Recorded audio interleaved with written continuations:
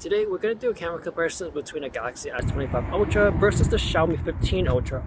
On the Xiaomi 15 Ultra, I am using the Leica Authentic color profile, but they do have like a vibrant to give you more punchier colors. I feel like if I decide to use that color profile, the colors probably would look closer to the Galaxy S25 Ultra. So in this case, I would say a lot of the shadows in the Xiaomi will typically be darker in this comparison. Now on the Xiaomi 15 Ultra, you do have a maximum of 120x versus the 100x on a Galaxy, but once you're at that point, it doesn't look the best. So it's a great tool to see what's far away, and I feel like the Galaxy does that AI processing to make things look sharper, so for that specific purpose, then the Galaxy will do a better job. A lot of the pictures will look pretty similar besides the color and contrast if you decide to shoot things from afar, like landscapes and zooming into buildings, but when you start to take pictures up close or things in your hands, then you will see a bigger difference in terms of the background. Since Xiaomi does have the bigger 1-inch sensor, you will naturally get more background blur, and most likely a photographer would prefer that image, which does make sense since the Xiaomi 15 Ultra is geared towards them. But for the Galaxy, it's more for the consumer, and they probably won't pick up on that kind of stuff. So for the Galaxy, it's pretty safe for the average consumer, the colors are great, it pops, everything is exposed well. Whereas on a Xiaomi, it does have that more aesthetic look to it. So I think when you upload it to social media, people would probably think that it's taken from a camera.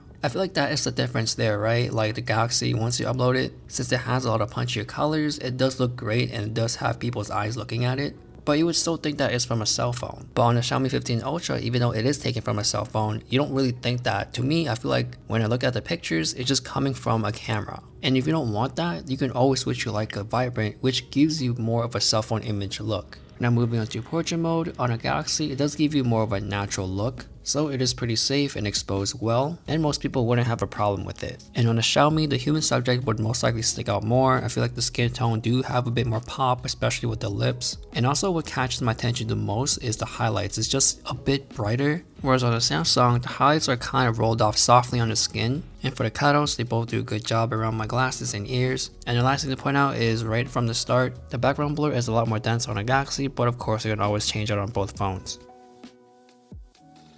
Now moving on to low light, since Xiaomi does have a bigger sensor, obviously the quality on that is going to be better, and you can see a bigger difference with the telephoto lens where the image is going to be a bit more cleaner, and on a Galaxy you can see more of the noise and artifacts showing up, and again getting that natural background blur when you start to take pictures of objects. Now since the Galaxy does expose well, like the shadows are brighter and the highlights are darker, you can see everything, like my gray shirt doesn't mix up with my black sweater. So in these low light situations, the Galaxy will take pictures of what people want to see. And I feel like when you're in these environments, especially indoors, because of the exposure, the Galaxy will just have an edge on that. For the next few samples, I'm going to show you where there's a light source where it's super bright and it really crushes the blacks on a Xiaomi.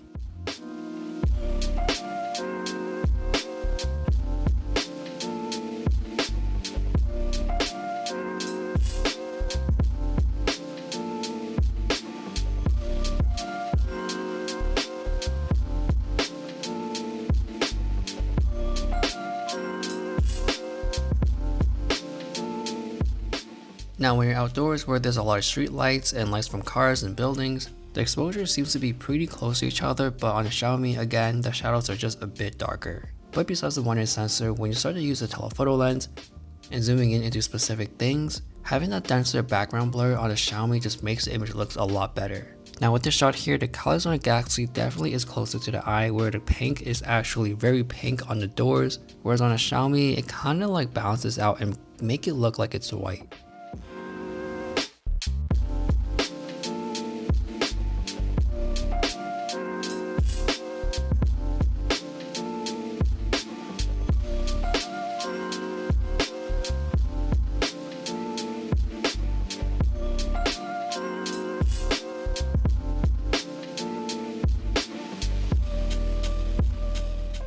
Now moving on to video, for low light, the ultra wide definitely doesn't perform the best, and it does seem like the stabilization is definitely smoother on the Xiaomi. The quality is a lot better on the wide lens. It is ever so slightly brighter on the Galaxy, and it kind of keeps a more realistic tone to it with the tungsten shade on the floor and on the objects. And then moving to daytime, the ultra wide definitely looks a lot better in terms of the stabilization, and is also a bit brighter in the shadows as well. Now for the wide, during daytime the quality is really good on both phones, and the colors are pretty close to each other as well. It's not until you start to record things pretty up close that's when you see more of that background blur happening on a Xiaomi. So when you're just walking around shooting at buildings and the city, then of course it's gonna look very similar to each other. So that is a comparison between these two phones. Definitely the Xiaomi is more for the photographer and have certain perks like the bigger sensors, the better quality, the blurrier natural background blur, and for the Galaxy it's a great all-around experience for the average consumer, and it has a great overall camera experience. So that is it. Thanks for watching, and I'll see you guys later.